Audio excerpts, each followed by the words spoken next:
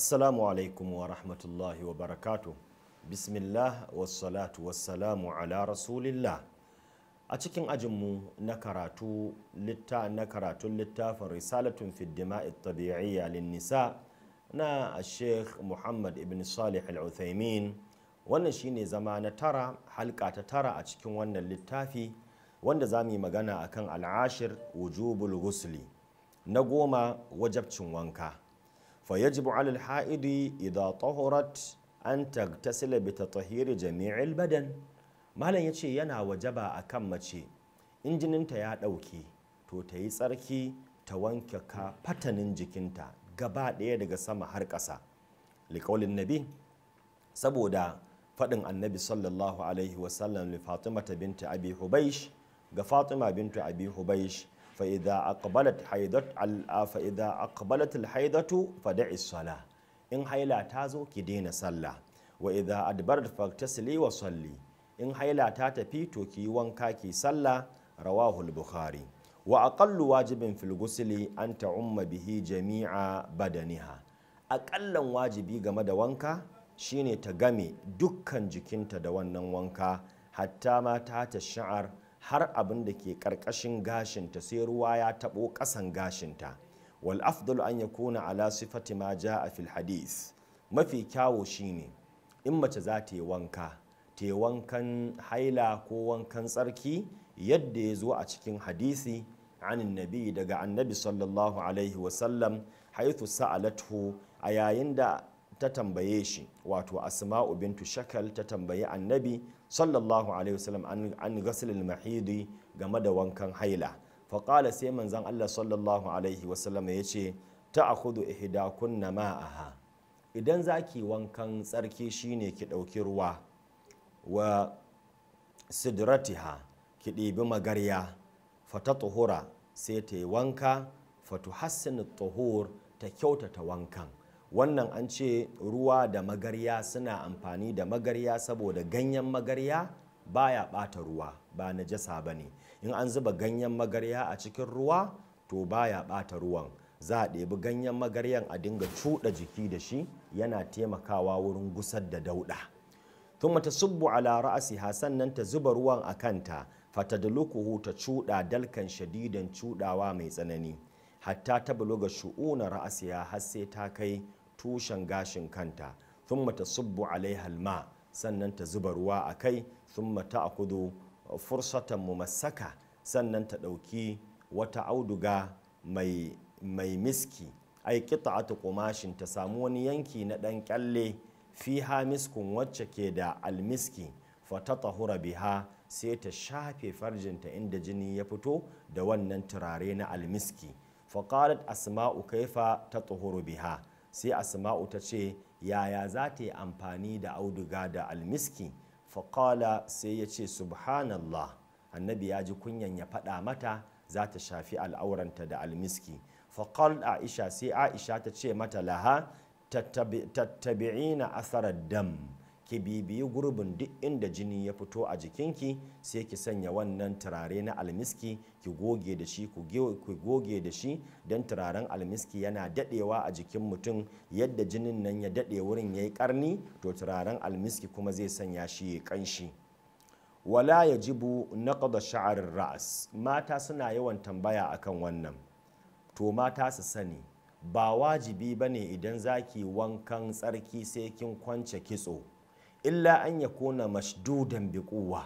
Malam yace sai dai idan an yi kitsan ne da ƙarfi, kamar yadda kitsan da in an yi ruwa ba zai shiga ba, kamar kitsan zare. Mata sukan yi kitsan zare a ta ɗaurewa, to in aka ɗaura zaren nan ba yadda za a yi ruwa ya shiga cikin shi. Don haka in mace za ta yi wankan tsarki sai ta kwance kitsan zare. Amma in ba kitsan zare ba ne, irin kitsanmu da ake tafkawa bai wuci kwaya 4 ko kwaya 6 ko kwaya 10, wanda in an zuba ruwa an bubbuga zai shiga, shikenan babu damuwa, ba sai kin tsefe kitsanki ba. Da haythu yukhsha alla yasil al-ma'u ila usulihi, idan mace ta yi kitsan da ana gudun ruwa ba zai kai tushen gashin ba. lima fi sahih muslim, dan abin da ya zo a sahih muslim min hadithi ummi salama, daga hadisin ummu salama radiyallahu anha, annaha sa'alatin nabi, ta tambayi annabi sallallahu alaihi wasallam faƙala ta ce inni imra'atun ashuddu sha'ara ra'asi ta ce ya rasulullah ni mace ce da nake ɗaura gashin kaina afa an qudahu li ghusl janaba shin sai na warware in zan yi wankan janaba wa fi riwayatin lil haidati wal janaba in zan yi wankan haila ko wankan janaba faƙala manzan Allah sallallahu alaihi wasallama ya ce la ba sai kin kwance kitso ba innama yakfiki ya wadatar da ke an tasi ala ra'asiki ki zuba ruwa a kanki salasa hasayatin sau uku sun matufidina alaikil ma'a sannan ki kwara ruwa a jikinki fatatahurina ki yi wankan tsarki kenan mace mai kitso sai ta ɗebi ruwan ta zuba a kanta ta bubbuga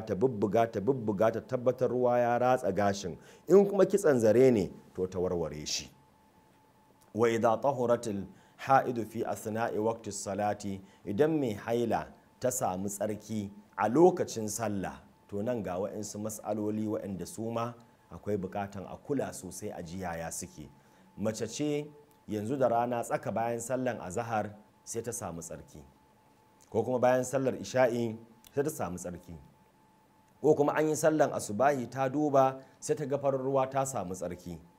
wajaba alaiha an tubadira to ya wajaba akan ta te gaggawa biligtisali te wanka litudrika ada as-salati fi waqtiha domin te wannan sallah a lokacinta fa in kan fi safarin in tana tafiya ne walaysa inda hama'un babu ruwa au kana inda hama'un ko akwai ruwa walakin takafu darar bi isti'malihi tana jin tsoron in ta amfani da ruwan za ta cutu au kana maridatan ko kuma ba ta da lafiya ya durru hal ma'u ruwa na cutar da ita fa innaha ta tayammamu sai ta taimama badalan anil tisali maimakon te wanka hatta ya zula mani'u har sai uzurin da ya hana ta yin wankan ya gushe sun matagtasilu sannan in ta koma gida te wanka wannan abu yana da muhimmanci matuƙa gaya ga mata shi yasa na ja hankali tun farkon wannan karatu iyaye maza da mata ku sa 'ya'yanku su tsaya su ji su saurara su fahimci hukunce-hukuncen al'ada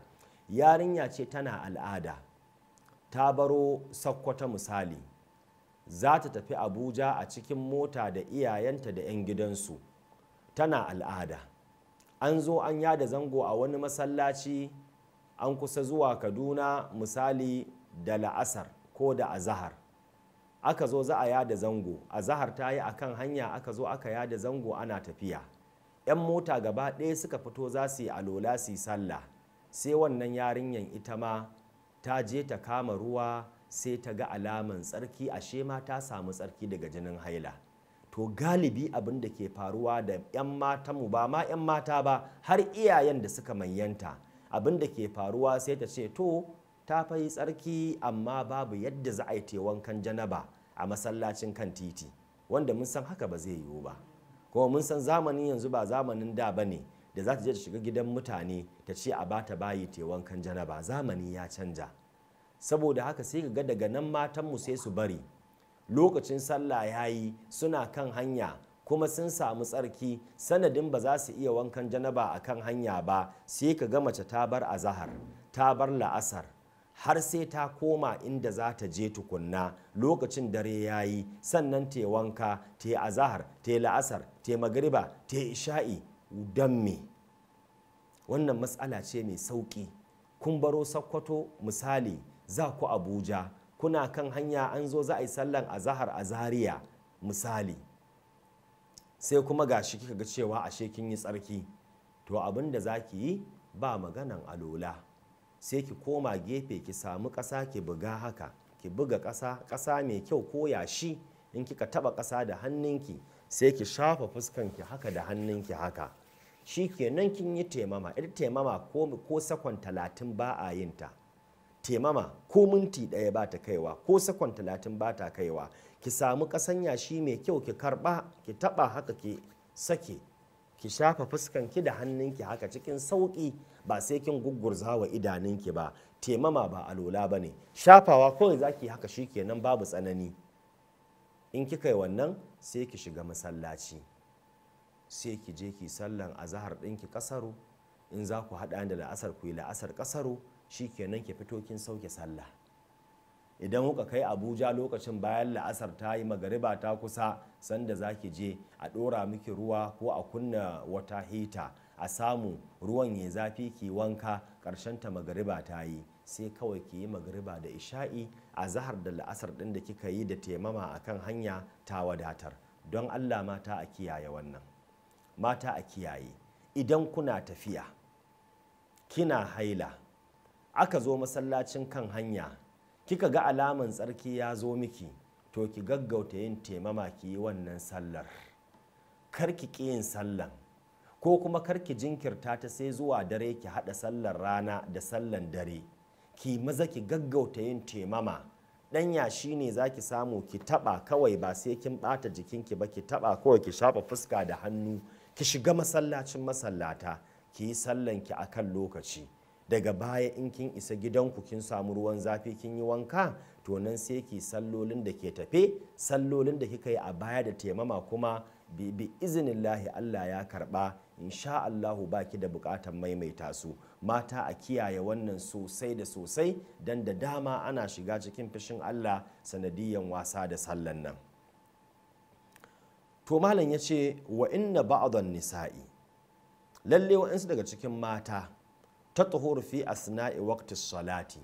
sukan samu tsarki a lokacin sallah, wato akhirul iktisal, sai su jinkirtar da yin wankan ila waqatin akhar, wai ba yanzu ba za ta yi wanka sai an jima. Ta qulu ce innahu la yumkinuha kamalat tatahhur fi hadha alwaqt, ta ce ba za ta iya yin tsarki ba a yanzu, walakin hada laysa bi hujja. malam yace wannan fa ba hujja bane, wala udhur, kuma wannan ba uzuri bane, li'annaha yumkinuha an taqtasira ala aqallil wajibi fil ghusli, domin yana yiwuwa gare ta ta takaita akan mafi karancin abin da ya wajaba na wanka. Ma'ana abin da malam ke magana a nan, wa'insu matan ba matafiya bane, a'a suna zaune a gida, sai ta ga tsarki sai ce to ita in za ta yi tsarki gaskiya akwai irin sabulun da take amfani da shi domin ta wankan tsarki, ta fara yin tsarki da shi, da akwai kuma irin babu detol da za ta sa ta wanke jikinta, ai babu kaza, yanzu sai an je kasuwa an siyo kaza, sai an je shago an siyo kaza, sannan za ta yi wankan tsarkin, sannan za ta yi sallah. Malam ya ce wannan wasa da addini ne, domin akalla abin da kike bukata shine ki samu ruwa ko da rabin bokiti ne, ki je ki tsarki, ki wanke al'auranki. In kin wanke al'auranki, kin wanke jinin da ke nan wurin, sannan kuma ba a ce dole sai karnin ya gama fita ba, ki ɗibi ruwa ki zuba a kanki so 3, ruwa ya ratsa gashin kanki, ki bi jikinki ki cuccuɗa da ruwa ki ɗauraye, ki tashi ki sallah. Wannan wanka da na ambata gaba ɗaya bai wuci minti 5 ba kin gama.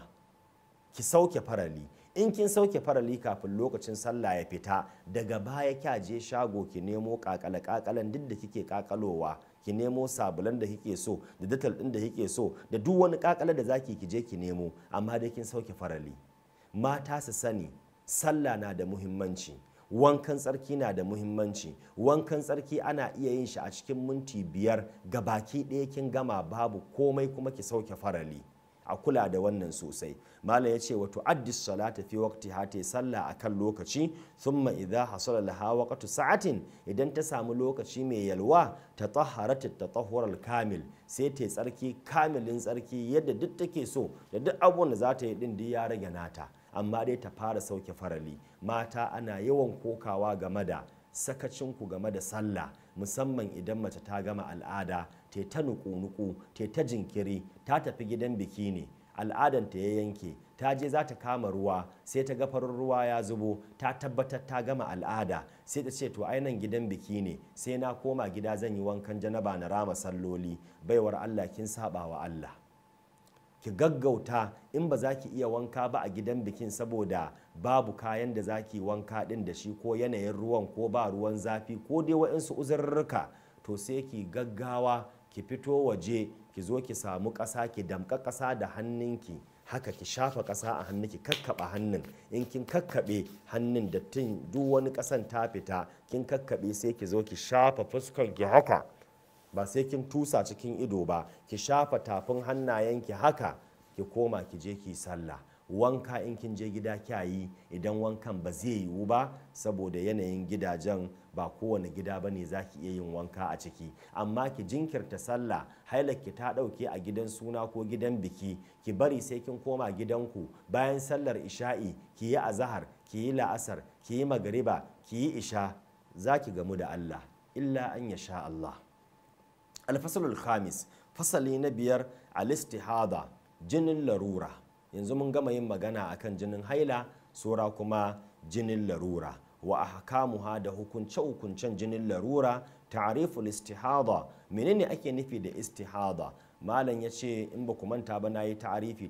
tun darasinmu na farko, ya ce al-istihadatu istimraru dam alal mar'a. Istihada shine jini ya ci gaba da zubo wa mace bi haithu la yanqatu anha abadan, ta yadda jinin ba zai yanke mata ba har abada, aw yanqatu anha muddatan yasira, ko kuma jinin yana yanke mata a ɗan ƙanƙanin lokaci ne, kal yawmi wal yawmaini fi shahari, kaman a wata bai wuci ta ga tsarki ko kuma jinin ya ɗauke na rana ɗaya ko biyu ba. Fa dalilul halatul ula, dalili game da hali na farko wacce jini bai yanke mata kwata-kwata, allati la yanqatu damu fiha, wanda jinin bai yankewa abadan, ma thabata fi sahih al-bukhari ana aisha radiyallahu anha, abin da ya zo cikin sahih al-bukhari daga aisha Allah ya kara mata yarda, qalat tace qal fatimatu bintu abi hubaysh, fatima bintu abi hubaysh tace li rasulillah, ga ma'aikin Allah sallallahu alaihi wasallam, ya rasulullah, ya kai ma'aikin Allah, inni la atahuru, ni ba na ganin tsarki, wa fi riwayati ashka'am ustahadu fala atahuru, tace ya rasulullahi ni ina haila ba na ganin tsarki. Wa dalilul halati thaniya, dalilin hali na biyu, allati la yanqatu damu fiha, wanda jini bai yankewa illa yasiran sai kaɗan, hadithu hamnatu bintu jahashin, haithu ja'at ila nabi sallallahu alaihi wasallam faqalat ya rasulullahi, ya ma'aikin Allah, inni ustahadu haidatan kabiratan shadidatan, tace ya rasulullahi ina yin haila mai yawa mai tsanani. To kaga shi kuma wannan kenan a jinin kabiratan shadidatan ne, amma yakan zo wani lokaci kuma yana daukewa. Ita hadisin farko na Fatimatu bintu Abi Hubaysh, ita kuma ta ce inni la atuhuru, ni ba na ganin tsarki, jinin kwata-kwata bai yankewa. To malam sai ya ce dan a zo a bambance mana matan da jinin su baya tsayawa, to su zo su ji malam yayi abun dalla-dalla. Ya ce a hawalul mustahada, lil mustahadati thalathu halat, matan da take jinin larura to tana da halaye uku. Alhalatul ula, na farko, an yakuna laha haidun ma'lumun, ya kasance tana haila sanannen haila, qabla al-istihada, kafin ainihin wannan jini na larura ya zo. Ma'ana baiwar Allah ta balaga, tana hailanta duk wata kwana 6 misali, lafiya shekara 1, shekara 2, shekara 3, shekara 4, shekara 5, rayuwanta na tafiya daidai, can daga baya kawai sai wani jini ya barke mata, ta daina tsayawa da jinin gaba daya. Malam ya ce to fa hadihi, ita wannan tunda ta san al'adanta na farko, tarji'u ila muddati haidi hal ma'lum, sai ta koma zuwa tsawon kwanakinta na haila sananne as-sabiq wanda ya gabata, fa tajlisu fiha, sai in wayannan kwanaki suka zo sai ta zauna ta daina ibada, wa yathbutu laha ahkamul haidi, hukuncen haila ya tabbata kanta, wa ma adaha, abinda ko ba wannan ba, sauran kwanaki in tana yin kwana 6 ne da, to sai ta dauka wata na da kwana 29, sai ta kwana 6 ta dauka al'ada ne, ta dauki kwana 23 a matsayin tsarki, ko kuma kwana 6 da kwana 24, domin cycle din al'adan mata yana canzawa. Waɗansu matan cycle ɗinsu na al'ada kwana 28 ne, ba ma ya kaiwa kwana 30. Duk cikin kwana 28 tana yin al'ada ta yi tsarki, kwana 28 tana yin al'ada ta yi tsarki, kwana 28 tana al'ada ta yi tsarki. To ya danganta da irin yanayinta. Wa yathbutu laha ahkamul haidi wa ma ada istihada, yathbutu laha ahkamu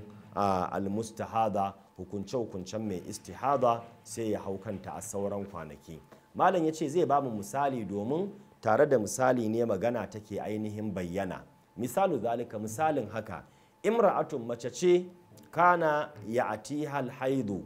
ainihin haila yana zuwa mata, haila yana zuwa wa mace 6 ayyamin, kwanaki 6 yake zuwa wa mace misali min awwali shahar daga farkon wata thumma tara'at alaiha istihada sannan kuma sai wannan jini na larura ya zo mata bayan tana fama da istihada sai jinin larura ya zo mata fasarar damu ya atiha bistimrar sai jinin yana zuwa mata kuma baya yankewa fa yakunu haiduha 6 ayyamin min awwal kulli shahr tunda dai ta sani a farkon al'amarinta tana yin haila ne na kwana 6 daga farkon kowane wata to bayan jinin larura ya zo shikenan sai ta ci gaba a haka